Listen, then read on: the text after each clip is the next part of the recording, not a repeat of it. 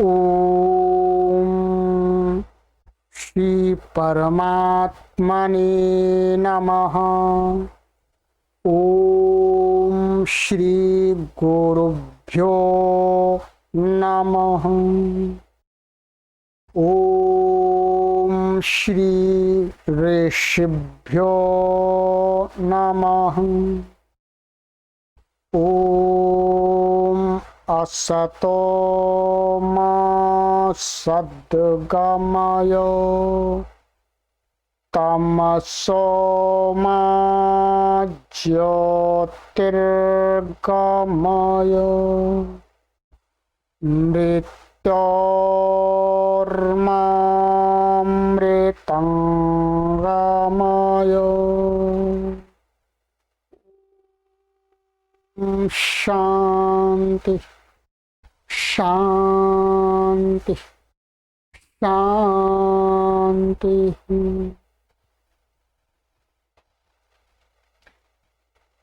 सभी को सादर नमस्ते। देववाणी संस्कृतम यूट्यूब चैनल में गीता श्लोकोच्चारण शुद्धि करणम की इस श्रृंखला में आज 47वीं कक्षा में आप सभी गीता प्रेमियों का हार्दिक अभिनंदन करते हैं। मित्रों, आज हम गीता की 47वीं कक्षा को पढ़ने जा रहे हैं। तीसरा अध्याय हमारा चल रहा है। गत कक्षा में हमने एक श्लोक का उच्चारण सीखा था तथा उसका अर्थ जाना था। जो भी महान भाव संपूर्ण गीता के श्लोकों का शुद्ध उच्चारण सीखना चाहते हैं तथा गीता के श्लोकों का सरल भावार्थ समझना चाहते हैं तो आप सभी के लिए यह एक सुअवसर है। प्लेलिस्ट में एक कॉलम बना दिया गया है। चैनल की प्लेलिस्ट में देववाणी संस्कृतम यूट्यूब चैनल की प्लेलिस्ट है, उसमें गीता श्लोकोच्चारण शुद्धिकरण इस प्रकार का एक कॉलम बना दिया गया है। उसमें आपको सभी कक्षाएं क्रमानुसार प्राप्त हो जाएंगी। आप उन कक्षाओं को कभी भी कैसे भी कहीं पर भी किसी भी अवस्था में आप पढ़ सकते हैं अपनी अनुकूलता के अनुसार। ये कक्षा पूरी तरह से निःशुल्क है, आपसे कोई शुल्क नहीं लिया जाता है। 1 करोड़ लोगों को गीता के श्लोकों का शुद्ध उच्चारण सिखाने के लिए यह श्रृंखला चलाई जा रही है तथा गीता के श्लोकों का अर्थ जन सामान्य तक पहुंचे तदर्थ यह स्मार्ट बोर्ड के माध्यम से कक्षा संचालित की जा रही है देववाणी संस्कृतम ट्रस्ट हरिद्वारम के द्वारा। चलिएगा मित्रों, आपसे निवेदन करते हैं कि सबसे पहले आप वीडियो को लाइक करें। अभी तक आपने चैनल को सब्सक्राइब नहीं किया है तो सब्सक्राइब करके बेल को घंटी को ऑन अवश्य कर लें और वैदिक धर्म के प्रचार एवं प्रसारार्थ तथा संस्कृत भाषा के प्रचार एवं प्रसारार्थ इस चैनल से अधिक अपने आसपास के लोगों को जोड़ें। चलिए, हमारे साथ में सीधा जुड़ने के लिए आप व्हाट्सएप पर हमें संदेश भेजिएगा। गुरुजी नमस्ते, हमें व्हाट्सएप समूह में जोड़ दीजिएगा, हम आपको जोड़ देंगे। ये गीता श्रीमद् भगवत गीता हमारी चल रही है, तीसरा अध्याय चल रहा है और गत कक्षा में मैंने आपको यह श्लोक पढ़ाया था। ये श्लोक पढ़ाया था, 33वां श्लोक पढ़ाया था। भगवान श्री कृष्ण जी अर्जुन को उपदेश दे रहे हैं, अर्जुन को समझा रहे हैं। तो यही कहा था कि अर्जुन, तुम्हारी प्रकृति कुछ कहीं छुपी हुई थी, वो उजागर हुई है, उसको तुम्हें ठीक करना है। निग्रह उपाय के द्वारा उसको, अपने स्वभाव को, मनुष्य को ठीक करना चाहिए यदि कहीं गलत है तो, अर्थात नियंत्रण करना चाहिए उस पर। चलिए,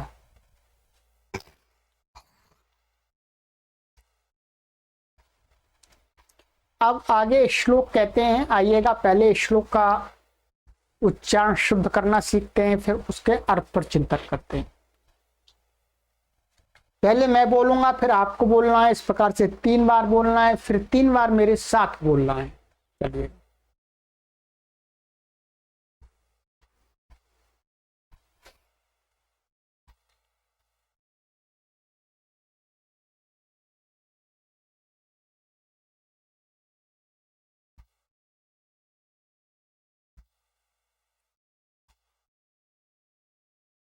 इंद्रियस्येन्द्रियस्यार्थे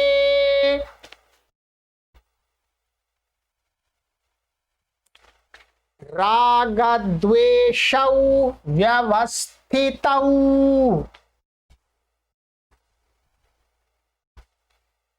तयोर्न वशमागच्छेत्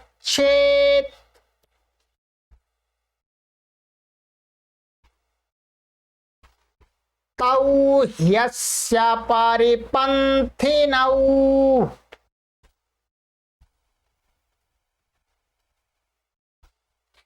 इंद्रियस्येन्द्रियस्यार्थे रागद्वेषौ व्यवस्थितौ तयोर्न वशमागच्छेत् तौ ह्यस्य परिपन्थिनौ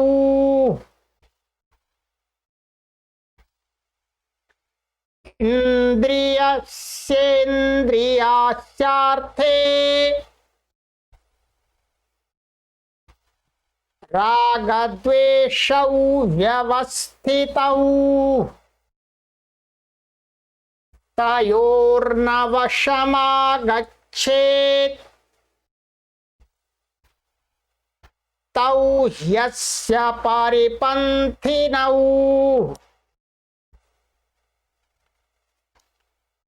चलिएगा। अब 3 बार मेरे साथ में बोलिएगा, बोलिएगा उत्साह के साथ में, ध्यान पूर्वक। इंद्रियस्येन्द्रियस्यार्थे रागद्वेषौ व्यवस्थितौ तयोर्न वशमागच्छेत् तौ ह्यस्य परिपन्थिनौ इंद्रियस्येन्द्रियस्यार्थे रागद्वेषौ व्यवस्थितौ तयोर्न वशमागच्छेत् तौ ह्यस्य परिपन्थिनौ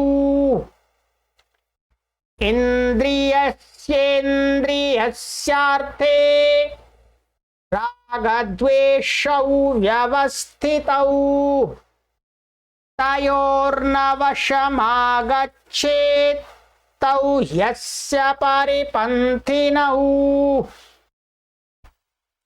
बहुत अच्छी बात कही है।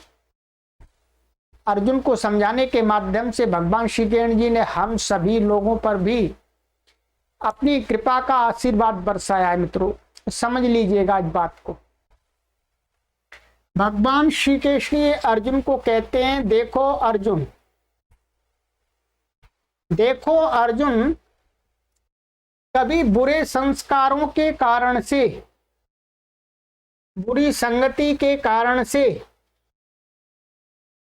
क्या होता है, हम बुराइयों में फंस जाते हैं, विषयों में फंस जाते हैं।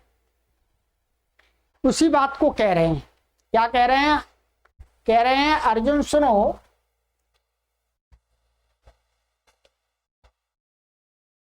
इंद्रियस्य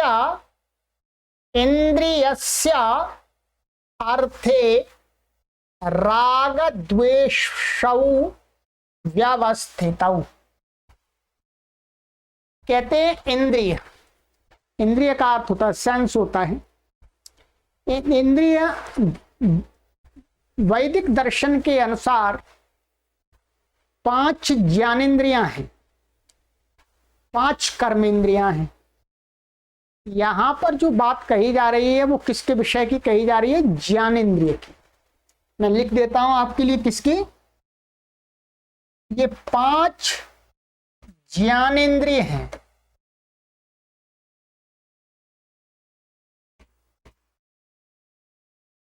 ठीक है, 5 ज्ञानेंद्रियां, ऐसा कर लेते हैं।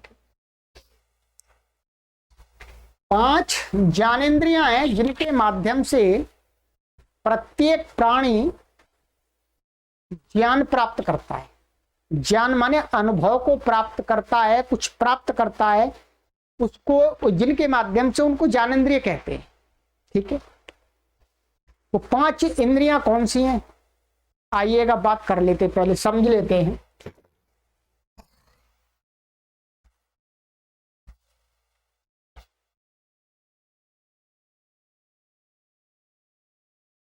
देखिए, ज्ञानेंद्रियां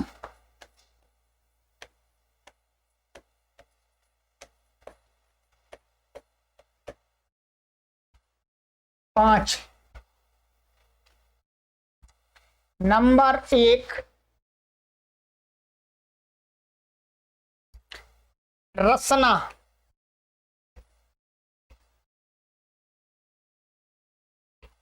रसना इंद्रिय। ठीक है, नंबर 2 घ्राण इंद्रिय। बहुत सारे हमारे पाठकों के लिए ये नए शब्द होंगे, परंतु गीता के माध्यम से इस दर्शन को भी समझ जाएंगे आप। नंबर 3 चक्षु।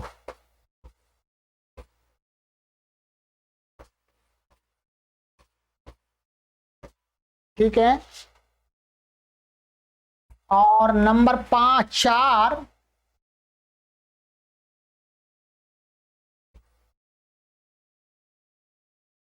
कारण श्रोत्र है, श्रोत्र इंद्रिय।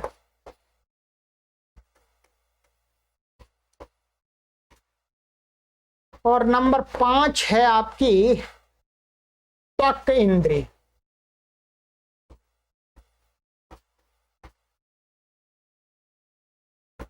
ठीक है, त्वक इंद्रिय। ये 5 इंद्रिय हमारे पास में है, मनुष्य के पास में है। सभी प्राणियों के पास में ये 5 इंद्रियां हो ऐसा नहीं है, पर अधिकतर प्राणियों के पास में ये इंद्रियां होती है, पर मनुष्य के पास में ये इंद्रियां हैं। मेरे पास में रसना इंद्रिय भी है, अभी बताएंगे रसना इंद्रिय क्या होती है। मेरे पास में घ्राण इंद्रिय भी है, मेरे पास में चक्षु इंद्रिय भी है, मेरे पास में श्रोत्र इंद्रिय भी है, और मेरे पास में त्वक इंद्रिय भी। आप समझ लीजिए, रसना बोलते हैं जिसके माध्यम से हम किसी स्वाद के अनुभव को प्राप्त करते हैं। ये तो जीभ हो गई। इस जीभ के अंदर एक ऐसी शक्ति विद्यमान है जिसके माध्यम से हम खट्टा, मीठा, नमकीन, ठीक है, कड़ुआ, इस प्रकार के टेस्ट का अनुभव करते हैं, फीलिंग करते हैं। आत्मा को फीलिंग होती है तो किसके माध्यम से होती है, रसना इंद्रिय। इसके अंदर रसना इंद्रिय नाम की शक्ति है। ये तो जिह्वा है, ठीक है, ये तो जिह्वा है। इसके अंदर एक शक्ति है जिसके माध्यम से हम रसों का अनुभव करते हैं। इसलिए उसके माध्यम से हम ज्ञान अनुभव करते हैं खट्टे मीठे का, इसलिए उसको कहते हैं रसना इंद्रिय, माने रसों का, जिसके माध्यम से जो रस हैं हमारे, उन खट्टा मीठा आदि कड़ुआ आदि, उनका अनुभव हमें होता है जिस इंद्रिय के कारण से, उसको बोलते हैं रसना इंद्रिय। अभी मोटी मोटी भाषा में बात करेंगे, कभी दर्शन आपको पढ़ाएंगे तब दर्शन की गहराई से बात करेंगे। दूसरी इंद्रिय घ्राण इंद्रिय। घ्राण इंद्रिय होती है, ये नासिका है। नासिका के अंदर एक शक्ति है, एक शक्ति है जिसके माध्यम से हम गंध के भेद अनुभव करते हैं। हम बोलते हैं सुगंध है, इसमें बहुत अच्छी गंध आ रही है, इसके अंदर बहुत दुर्गंध आ रही है, सड़ी हुई दुर्गंध आ रही है, भिन्न भिन्न प्रकार की दुर्गंध को हम अनुभव करते हैं। तो वो नासिका इंद्रिय शक्ति, ये नासिका है, ये वास्तव में नासिका तो कवर है, इसके अंदर एक शक्ति है, ठीक है, जिसके माध्यम से हम गंध का अनुभव करते, स्मेल का अनुभव करते हैं। वो क्या है? हमारी घ्राण इंद्रिय। ये मेरे पास में भी है, आपके पास में भी है। कई लोगों की घ्राण इंद्रिय खराब हो जाती है तो फिर उनको गंध का अनुभव नहीं होता, ठीक है। तीसरी है चक्षु इंद्रिय, ध्यान देंगे क्या है? चक्षु इंद्रिय। चक्षु इंद्रिय का अर्थ हुआ मेरे पास में है जो, ये तो आंख के कवर हैं, इसके अंदर जो देखने की शक्ति है जिसके अंदर, उसको बोलते हैं चक्षुर इंद्रिय। क्या? चक्षुर इंद्रिय। इसको आप नेत्र वैसे इसको बोलते हैं, पर इसके अंदर जो देखने की शक्ति है उसको वास्तव में बोलते हैं चक्षुर इंद्रिय।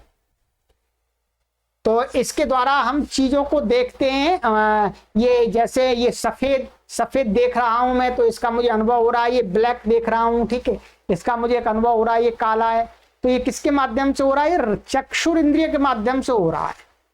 मेरी आंख ठीक से देख पा रही तभी तो हो रहा है, तो ये ज्ञान हो रहा है, इसलिए इसको भी ज्ञान इंद्रिय बोलते हैं। फिर एक है श्रोत्र इंद्रिय।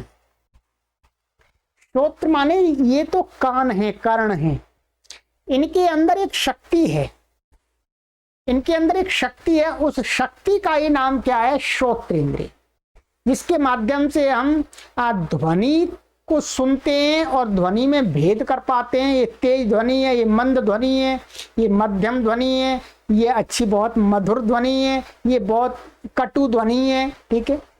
ये अनुभव करते हैं ध्वनि का, जिसके माध्यम से करते हैं, तो वो होती है श्रोत्र इंद्रिय। ये मेरे पास में भी है, आपके पास में भी है, सबके पास में होती है प्राय करके, कुछ के पास में नहीं होती है, कुछ प्राणियों के पास में।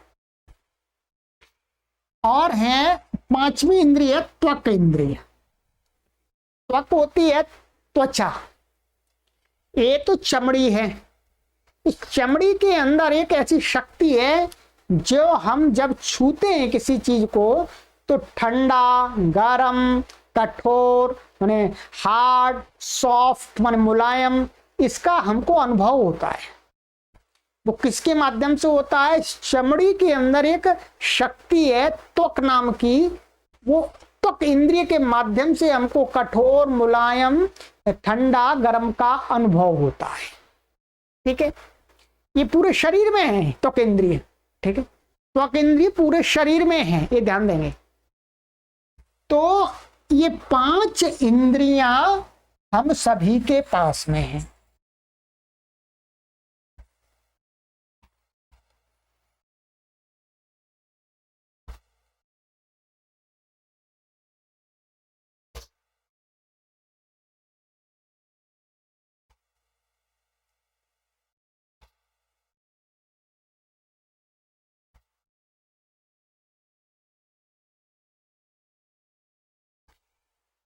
इन 5 इंद्रियों के अपने अपने विषय हैं। क्या है? 5 इंद्रियों के अपने अपने विषय हैं। जैसे हमने बताया रसना इंद्रिय का विषय क्या है? रस। पदार्थों के अंदर जो रस तत्व होता है वो क्या है? अर्थ है, इसका विषय है। अर्थ माने विषय। घ्राण का क्या है? घ्राण का विषय है गंध। जो पदार्थों के अंदर गंध नाम का तत्व है उसको ये प्राप्त करता है, इसका विषय क्या है? गंध। इसका विषय क्या है? रूप। क्या है? रूप। और इसका विषय क्या है? श्रोत्र का विषय क्या है? शब्द। शब्द। और त्वक का विषय है स्पर्श, माने स्पर्श करने से, ठीक है, स्पर्श करने से हमको ज्ञात होता है ठंडा गर्म, ठीक है। तो स्पर्श इसका विषय है, स्पर्श पदार्थों के अंदर जो स्पर्श होता है, ठंडा स्पर्श, गर्म स्पर्श, ठीक है, इस प्रकार का कठोर स्पर्श, ये स्पर्श कठोर आदि के विशेषण हैं, ठीक है।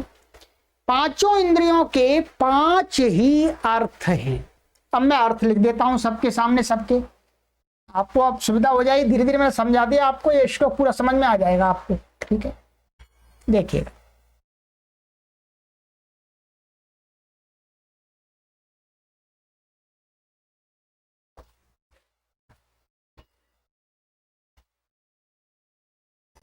ये देख, रस इसका अर्थ है, इसका विषय है रस, इसका है गंध, इसका है रूप, इसका है शब्द, माने शब्द माने ध्वनि, इसका है स्पर्श, ठीक है। 5 इंद्रियां हैं हमारे पास में, और संसार में 5 प्रकार के ही अर्थ हैं, माने विषय हैं, इंद्रियों के विषय। प्रत्येक इंद्रिय का अपना अपना एक एक विषय के साथ संबंध है, जो मैंने आपको क्रम से लिख दिया। रसना का रस के साथ में, घ्राण का गंध के साथ में, और चक्षु इंद्रिय का रूप के साथ में, श्रोत्र इंद्रिय का शब्द के साथ में, ध्वनि के साथ में, त्वक इंद्रिय का स्पर्श के साथ में। समझ में आए? स्पर्श क्या होता है? कठोर स्पर्श होता है, मुलायम स्पर्श होता है, ठंडा स्पर्श होता है, गर्म स्पर्श होता है, ठीक है, गुनगुना स्पर्श। ये स्पर्श क्या है? जो है पदार्थों के अंदर जो हमें अनुभव होता है उसका ये विशेषण एक तरह से, ठीक है। तो पदार्थों के अंदर रस भी होता है, गंध भी होती है, रूप भी होता है उनका, शब्द माने शब्द आकाश का गुण है, ठीक है। तो शब्द हम कभी पीटते हैं किसी को तो शब्द होता है, और स्पर्श है। अब आपने ये समझ लिया 5 इंद्रियां हैं, 5 ही विषय हैं। अब चलते हैं वहीं गीता के उस पर, ठीक है। तब आपको श्लोक समझ में आएगा, ऐसे नहीं आएगा? आइएगा, देखिए भगवान श्री कृष्ण जी कहते हैं कि इंद्रियस्य अर्थे राग द्वेषौ व्यवस्थितौ। कहते हैं प्रत्येक इंद्रिय का, हमारी 5 इंद्रिय, प्रत्येक इंद्रिय का, इंद्रिय से अर्थ है माने प्रत्येक इंद्रिय के जो अर्थ हैं अपना अपना अर्थ है। अभी बताया अर्थ माने रसना का अर्थ रस है, इसी प्रकार से माने इंद्रिय का, इंद्रिय के अपने विषय में, अर्थ में माने विषय में क्या है? राग द्वेषौ व्यवस्थित। राग और द्वेष छुपे हुए हैं, ध्यान दीजिएगा, बहुत बड़ी बात कही है। अब देखिएगा, अब वहां पर चलते हैं। राग और द्वेष, द्वेष का अर्थ, राग का अर्थ होता है चाहना, किसी पदार्थ को चाहना, उसके साथ बंधे रहना, उससे पृथक ना होना, उससे अलग ना होना। और द्वेष का अर्थ होता है अरे ये हमसे दूर रहे, हमारे पास में नहीं आए, हम इससे हमेशा दूर रहें, पृथक रहें, ये द्वेष होता है। राग जिस पदार्थ के भोग से, जिस पदार्थ माने जिस विषय के भोग से आत्मा को अनुकूलता अनुभव होती हो, उसी के साथ उसका राग हो जाता है इंद्रिय के माध्यम से।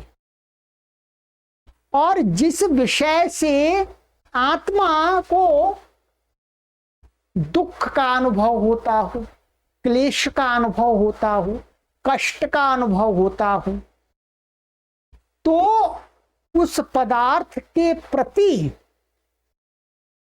एक प्रतिकूलता का भाव, जो प्रतिकूलता का भाव के इससे मैं दूर रहूं, नहीं, इससे तो कष्ट होता है।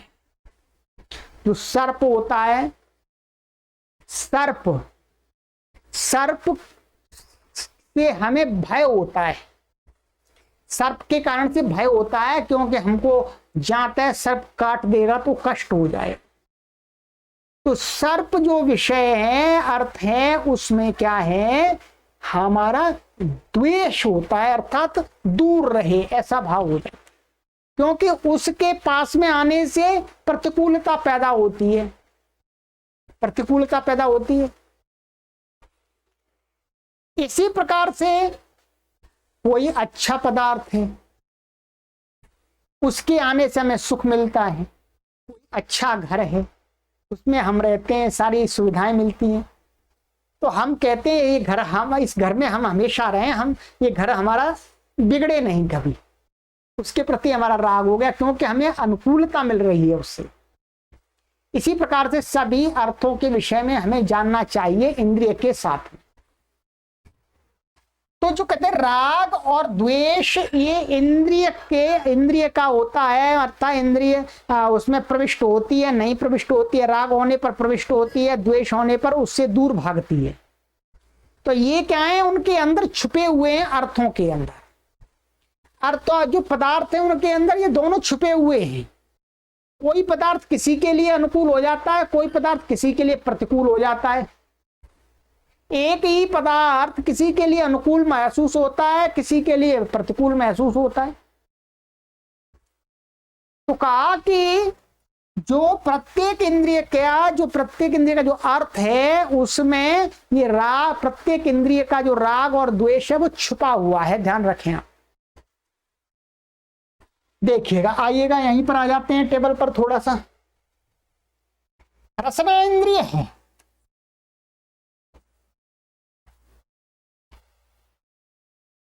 रस कई प्रकार के हैं।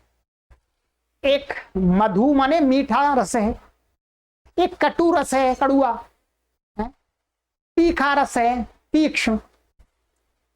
तो हमें जो तीक्ष्ण रस होता है, कटु रस होता है, उसको खाने में मजा नहीं आता उतना।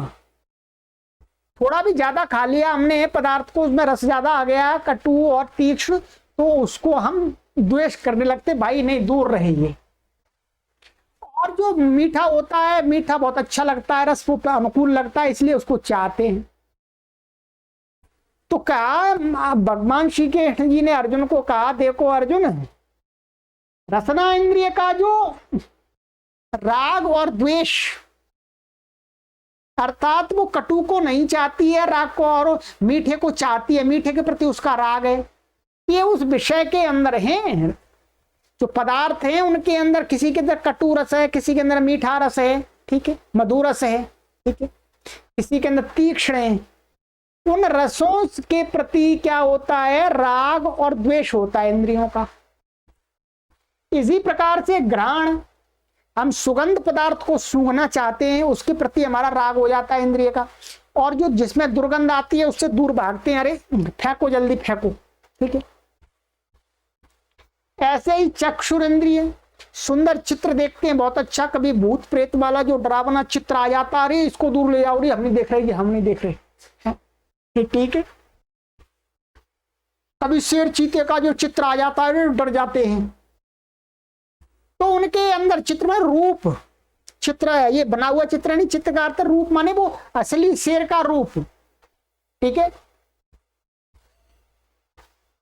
तो जो रूप है उसमें भी क्या है, किसी रूप के प्रति हमारा राग होता है, जिसके हमें अच्छा लगता है, किसी के प्रति द्वेष होता है। इसी प्रकार से श्रोत्रेंद्रिय, कुछ शब्द में बहुत मीठे मीठे लगते हैं, गाने बहुत मीठे मीठे लगते हैं, और बहुत सारे ऐसे कड़वे शब्द होते हैं कि अरे नहीं, इसका नहीं सुनना, हमको गीत बहुत बेकार गाता है, ठीक है। तो श्रोत्रेंद्रिय का भी विषय में राग और द्वेष व्यवस्थित है। किसी शब्द के प्रति राग दिखाती है इंद्रिय, किसी के प्रति वो द्वेष दिखाती है। इसी प्रकार से त्वक इंद्रिय, उष्ण, एक बहुत ज्यादा उष्ण हाथ, उष्ण का स्पर्श कर लिया और जल गए एकदम, फिर उससे घृणा हो जाती है, नहीं नहीं नहीं उसके अंदर छूना भाई, दूर रखो इसे, दूर रखो। और इसी प्रकार से बहुत ठंडा का स्पर्श हो गया तो भी उससे हमारी घृणा हो जाती है, बर्फ आदि से। परंतु एक सामान्य नॉर्मल ठंडा, नॉर्मल गर्म होता है, उस स्पर्श में आनंद आता है हमको, उसके प्रति हमारा अटैचमेंट हो जाता है, राग हो जाता है। तो ये कहा उसके अंदर है, विषय के अंदर है। पांचों इंद्रियों का ऐसा ही है, पांचों इंद्रियों के प्रति, पांचों इंद्रियां विषयों के प्रति कहीं पर राग दिखाती हैं, कहीं द्वेष दिखाती हैं। ये बात अर्जुन ने अच्छी प्रकार से भगवान श्री कृष्ण ने अर्जुन को समझा दी, हमने भी समझ ली, आपको भी समझा रहे हैं, आप भी समझ गए होंगे आराम से। आइए, कहते हैं कि आगे आ जाइएगा।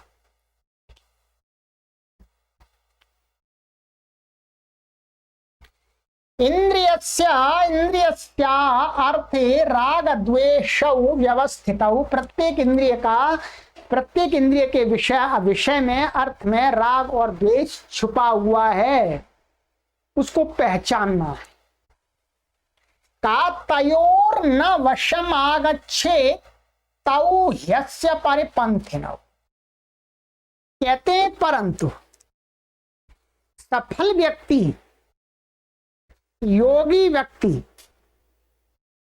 कौन होता है, आगे निर्देश कर रहे हैं, कह रहे हैं कि तयोहो माने राग द्वेषयो, राग और द्वेष के अंदर, राग और द्वेष के वश में न आगच्छेत, मनुष्य को आना नहीं चाहिए, ना किसी से राग करना चाहिए, ना किसी से द्वेष करना चाहिए। क्यों? राग और द्वेष हमेशा दुख देते हैं। हमको ऊपर ऊपर लगता है कि राग से हमको आनंद आता है? ऐसा नहीं है। अंततः परिणाम दोनों का, राग और द्वेष का क्या होता है? दुख परिणाम होता है, कष्ट होता है। इस घर को हम चाहते हैं परंतु अंततः तो वो घर टूटेगा ही, तब दुख होगा। अभी तो सुख मिल रहा है पर अंत में इसका परिणाम क्या होगा? दुख होगा। तो इसलिए भगवान श्री कृष्ण ये अर्जुन को कह रहे हैं कि भाई सुन, कि इन दोनों के माने इंद्रियों का जो विषय है, उस विषय के अंदर जो राग और द्वेष छुपे हुए हैं, उनके वश में समझदार व्यक्ति को नहीं आना चाहिए, आगच्छित नहीं आना चाहिए। यदि उसको हमेशा आनंद रहना है और समझदारी से काम करना है। क्यों कहते हैं ही है? ही क्योंकि ताऊ अस्य परिपंथिनौ, ताऊ मानी राग और द्वेष, अस्य माने इस मनुष्य प्राणी, ठीक है, अस्य माने इस मनुष्य प्राणी के, परिपंथिनौ माने बाधक हैं।